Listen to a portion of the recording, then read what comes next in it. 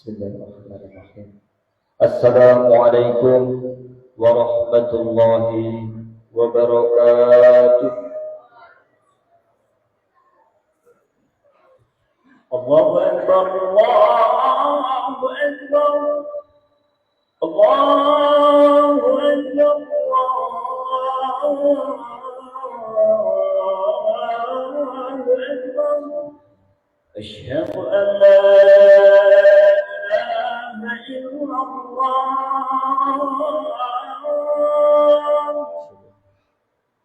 Asyhadu an la ilaha illallah.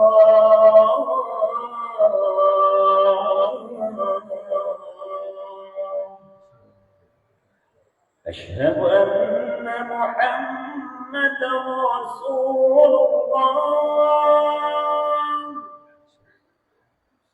Asyhadu anna Muhammadar Rasulullah.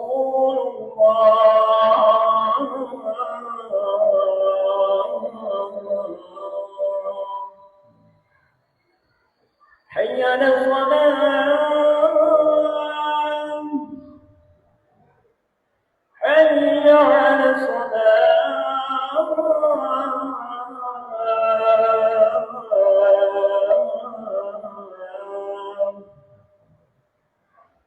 حي على الفلاح، حي على الفلاح.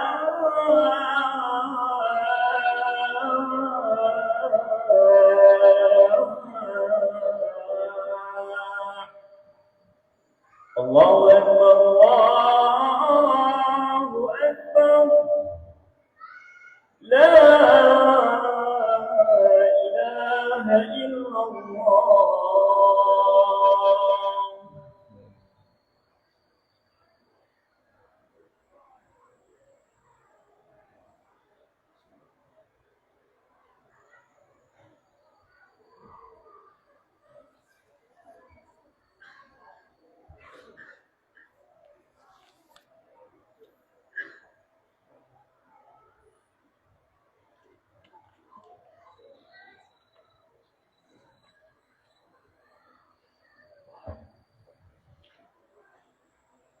Alhamdulillah, alhamdulillahilladzi arsala rasulahu rahmatan lil alamin wa hadana ila siratal mustaqim.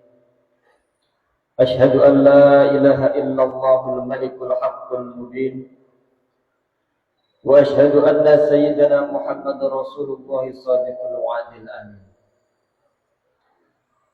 Allahumma salli wa sallim ala sayyidina Muhammadin fil awwalin wa salli wa sallim ala sayyidina Muhammadin fil akhirin wa ala alihi wa sahbihi ajma'in.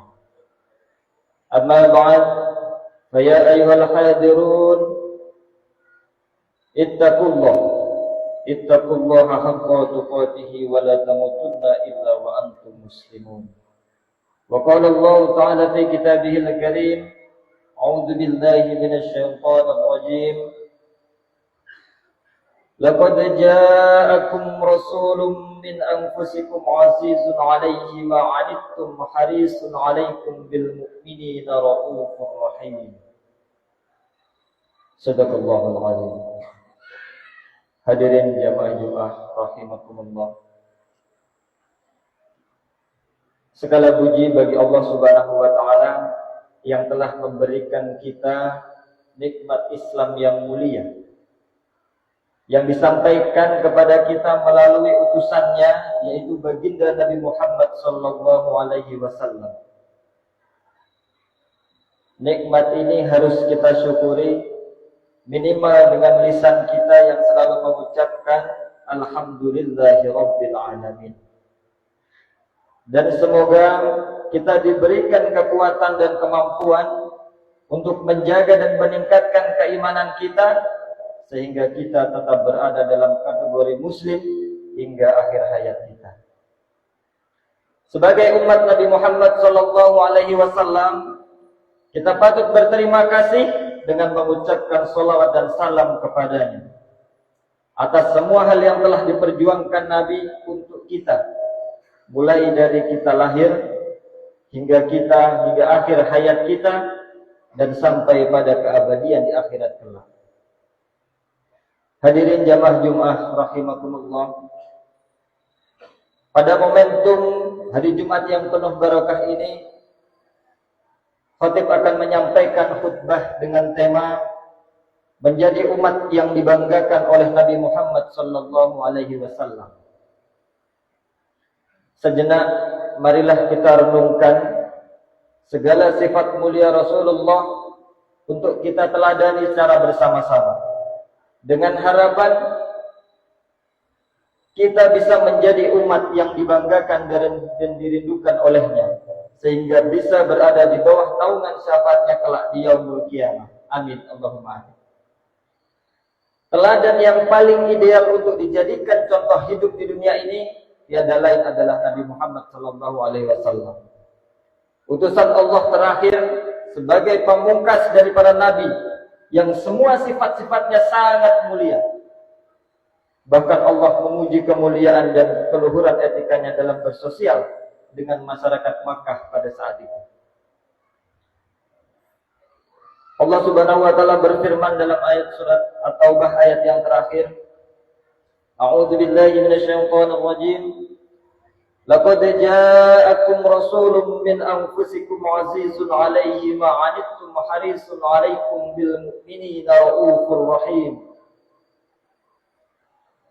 Dalam tafsir Wajiz karya Wahb Az-Zuhaili yang menyatakan bahwasannya arti dari ayat ini adalah sungguh telah datang kepada kalian seorang rasul dari golongan kalian sendiri yang merasa keras dan berat penderitaan kalian baginya, yaitu kepayahan dan penderitaan kalian oleh azab dunia dan juga akhirat.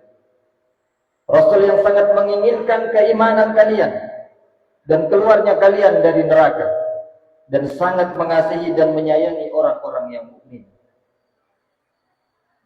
Di sini menggunakan kata ra'fah, raufur rahim, ra'fah, yang berarti lebih lembut dari kata rahmah, yang mana disertai dengan kelembutan yang mampu menghilangkan sebab atau musibah. Oleh karena itu firman Allah ini menggunakan kata rauf dengan kata dasar rahmah. Dan rahmat itu di dalamnya mengandung kebaikan dan juga pemberian. Hadirin jamaah Jumat rahimakumullah. Pada intinya Rasulullah sallallahu alaihi wasallam tidak ingin melihat umatnya, tidak ingin melihat kita semua dalam keadaan kesusahan di dunia dan juga azab di akhirat. Oleh karena itu Nabi sangat berharap kepada kita semua untuk senantiasa tetap menjaga keimanan kita hingga akhir hayat. Lalu bagaimana cara kita agar menjadi umat yang dibanggakan oleh Nabi Muhammad? Di sini saya akan memberikan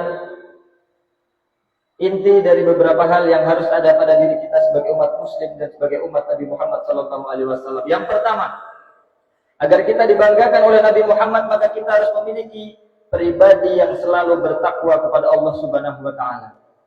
Pribadi yang mampu menjaga ketakwaan hingga akhir hayat. Mengapa? Karena takwa menjadi hal utama, menjadi bekal utama menuju akhirat. Wa tazawwadu fa inna khairaz zadi taqwa. Takwa juga sebagai nilai kemuliaan di sisi Allah Subhanahu wa taala. Inna akramakum indallahi atqakum. Dan takwa, siapapun orang yang bertakwa, maka Allah akan membersamai orang-orang tersebut. Wa'lamu annallaha ma'al muttaqin. Imam Al-Ghazali dalam kitabnya Minhajul Abidin menjelaskan bahwasannya pengertian dari takwa ini dibagi menjadi 3, sebagaimana yang dideskripsikan dalam Al-Quran, mengutip dari beberapa ayat Quran, dan kemudian membagi takwa itu menjadi 3. Yang pertama, takwa yang bermakna takut dan tunduk, takut atas segala siksa Allah dan tunduk kepada segala perintah Allah. Kemudian yang kedua, takwa yang kedua bermakna menaati dan beribadah. Kemudian takwa yang ketiga bermakna membersihkan hati dari berbagai dosa. Takwa yang ketiga ini jarang kita dengar, saudara-saudara. Mengapa? karena suara hati tidak ada yang mampu mendengarkan, tapi perbuatan siapapun bisa melihat dan bisa melakukan.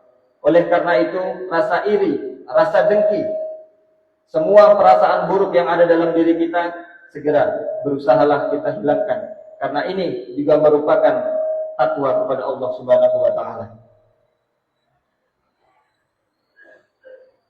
Kemudian, bagaimana kita menjadi umat yang dibanggakan oleh Nabi Muhammad? Yang kedua adalah menjadi pribadi yang memiliki akhlakul karimah yang baik. Sebagaimana kita tahu Nabi Muhammad SAW diutus liutammima makarimal akhlak, yaitu untuk menyempurnakan akhlak, memperbaiki akhlak pada masa jahiliyah. Saudaraku semuanya, perlu kita ketahui bahwasannya jahiliyah tidak menunjukkan waktu, tapi jahiliyah itu menunjukkan suatu peradaban, suatu etika di tengah masyarakat. Maka jangan sampai peradaban yang jahiliyah saat itu masih melekat hingga saat ini. Saat itu yang dikatakan jahiliyah adalah masih banyak orang-orang yang diperjualbelikan, diperbudak, wanita-wanita yang diperjualbelikan, bahkan anak-anak kecil yang dibunuh. Lalu bagaimana dengan kita saat ini? Apakah masih ada tindak pidana penjualan orang? Apakah masih ada prostitusi? Apakah masih ada pembunuhan anak kecil? Apakah masih ada kezaliman-kezaliman lain dan kemaksiatan lain yang ada di tengah-tengah kita yang begitu merajalela? Jawabannya masih ada, saudara-saudara. Maka ini menjadi tugas kita. Dengan cara apa? Dengan cara kita meneladani akhlak Nabiullah Muhammad SAW. Kita tidak akan bisa merubah hal yang lebih besar kalau kita tidak merubah mulai dari hal yang kecil, yaitu merubah dari kebiasaan diri kita sendiri. Kita biasakan lingkungan kita, lingkungan keluarga kita menjadi lingkungan yang baik untuk kemudian bisa mewujudkan masyarakat yang lebih baik.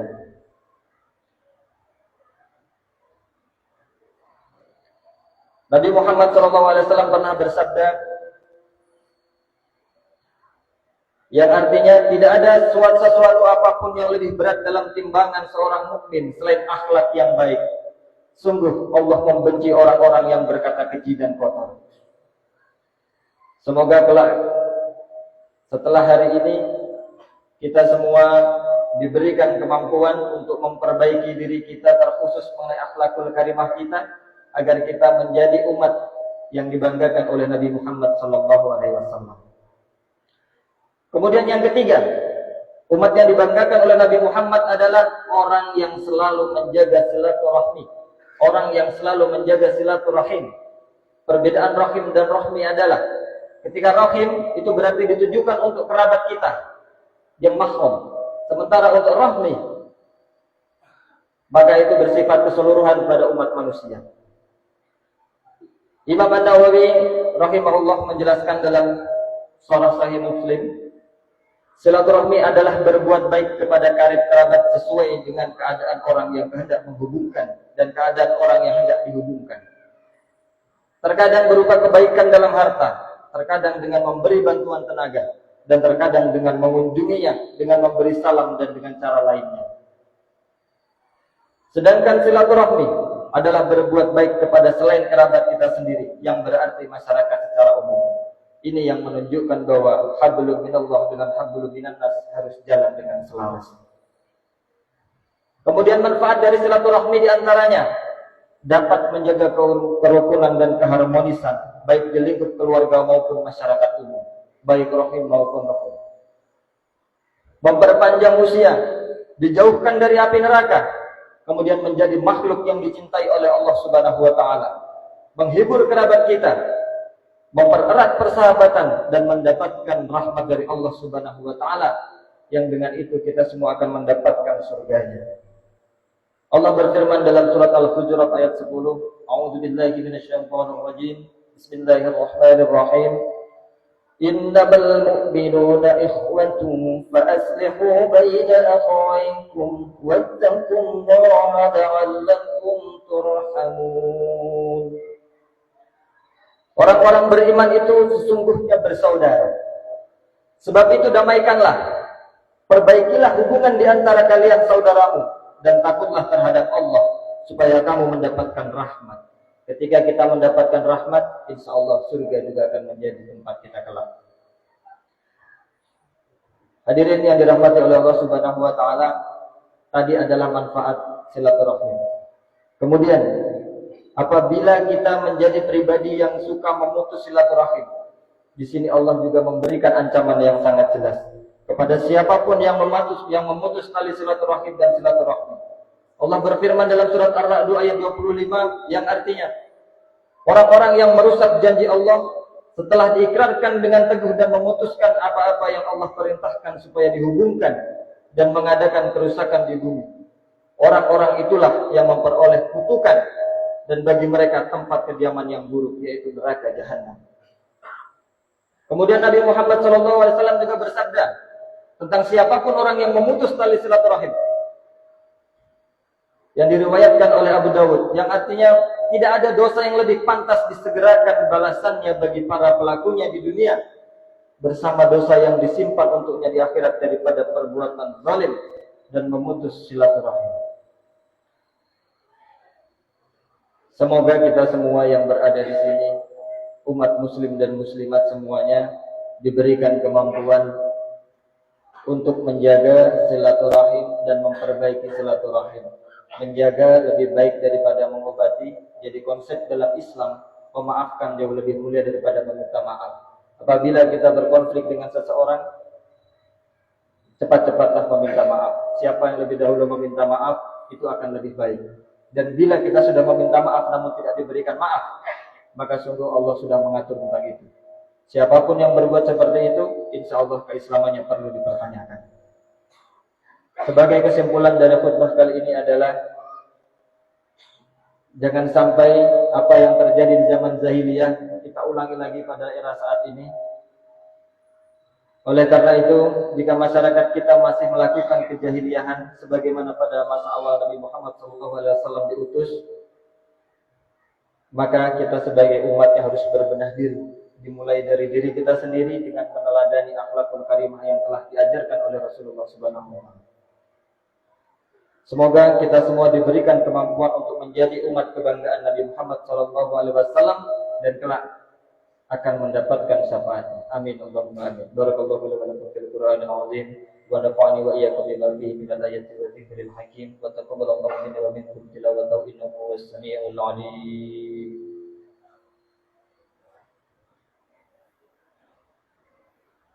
اللهم صل على محمد اللهم صل وسلم على سيدنا محمد اللهم صل وسلم على سيدنا ومولانا محمد.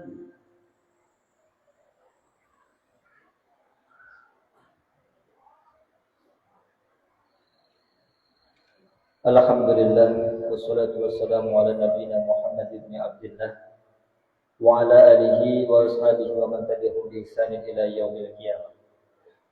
Asyhadu an la ilaha illallah wahdahu la syarika lah wa asyhadu anna sayyidana Muhammadan abduhu wa rasuluh la nabiyya wa la rasula ba'dah. Amma ba'd, fa ya ayyuhal hadirun ittaqullaha haqqa tuqatih wa la tamutunna illa wa antum muslimun.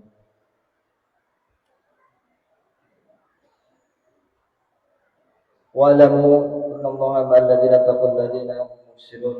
وقال الله تعالى في كتابه الكريم إن الله وملائكته يصلون على النبي يا أيها الذين آمنوا صلوا عليه وسلموا تسليما. اللهم اغفر للمؤمنين والمؤمنات والمؤمنات الأحياء منهم والأموات. اللهم أعز الإسلام والمسلمين وأذل الشرك والمشركين. اللهم ادفع عنا البلاء والوباء والزلازل والمحن وسوء الفتن والمحن ما ظهر منها وما بطن عن بلدنا إندونيسيا خاصة وسائر البلدان المسلمين عامة يا رب العالمين. ربنا هب لنا من أزواجنا وذرياتنا قرة أعين واجعلنا للمتقين إماما يا الله. اللهم اغفر لنا ولوالدينا ولجميع المسلمين والمسلمات والمؤمنين والمؤمنات الأحياء منهم والأموات.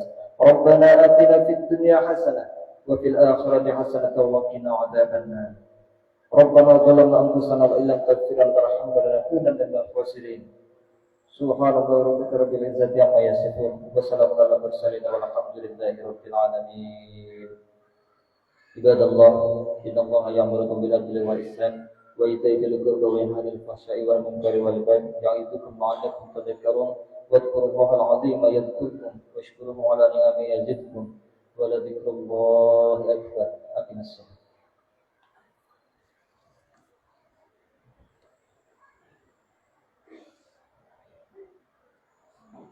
الله أكبر الله أكبر أشهد أن لا إله إلا الله أشهد أن محمدا رسول الله حي على الصلاة حي على الفلاح قد قامت الصلاة قد قامت الصلاة الله أكبر الله أكبر لا إله إلا الله لا إله إلا الله محمد رسول الله صلى الله عليه وسلم سووا صفوفكم فإن أسفل الصفوف من أمام الصلاة صلوا رسلا أبدا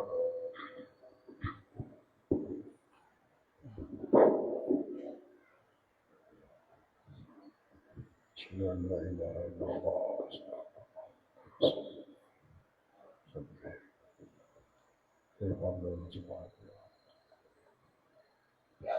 الله أكبر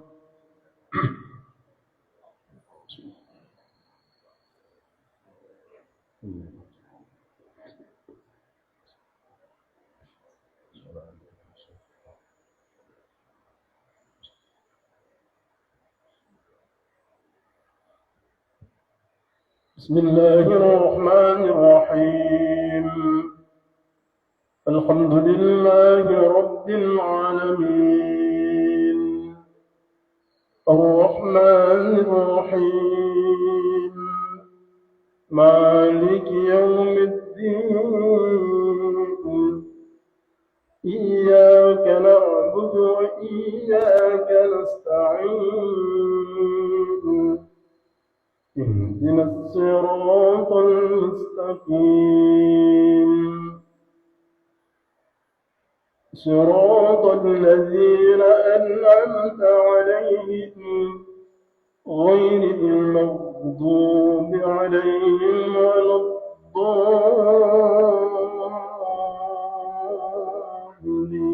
الضالين آمين بسم الله الرحمن الرحيم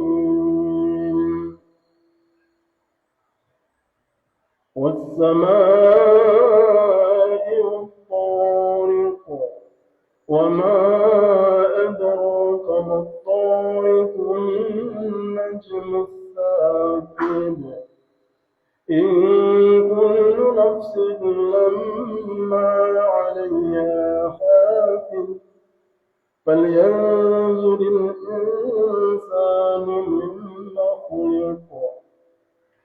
خلق من ماء دافق يخرج من بين الصلب والترائب إنه على رجعه لقادر يوم تبلى السرائر وما له من قوة ولا ناصر والسماء ذات الرجع والأرض ذات الصدع إنه لقول فصل وما هو بالهزل إنهم يكيدون كيدا وأكيد كيدا ومهل الكافرين أمهلهم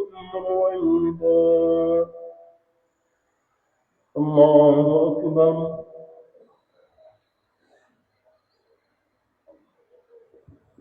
سمع الله لمن حمده.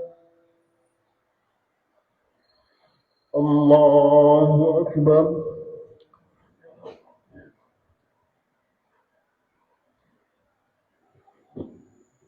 الله أكبر.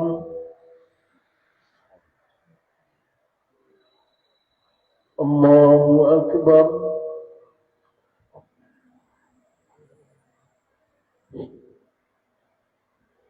الله أكبر. بسم الله الرحمن الرحيم. الحمد لله رب العالمين، الرحمن الرحيم، مالك يوم الدين. إياك نعبد وإياك نستعين. اهدنا الصراط المستقيم، صراط الذين أنعمت عليهم غير المغضوب عليهم ولا الضالين.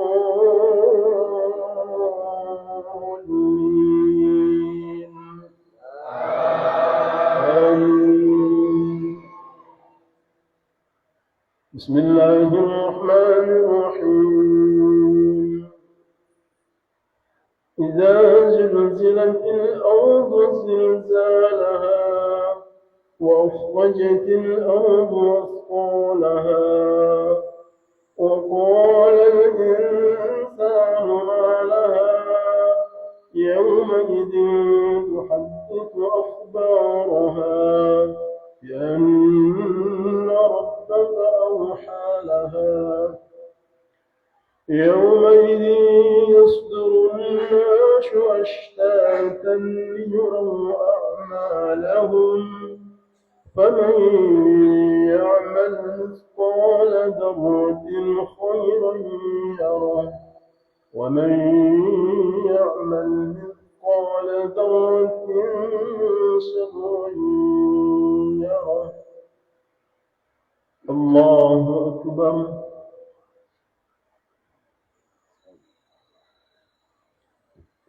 سمع الله لمن حمده. الله أكبر.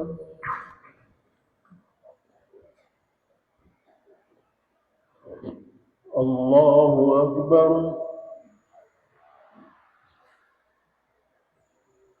الله أكبر.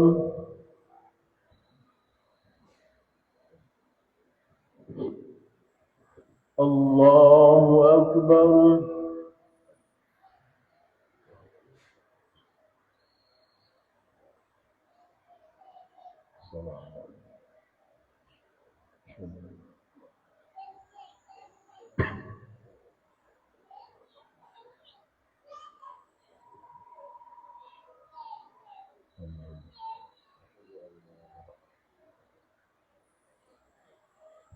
السلام عليكم ورحمة الله. السلام عليكم ورحمة الله.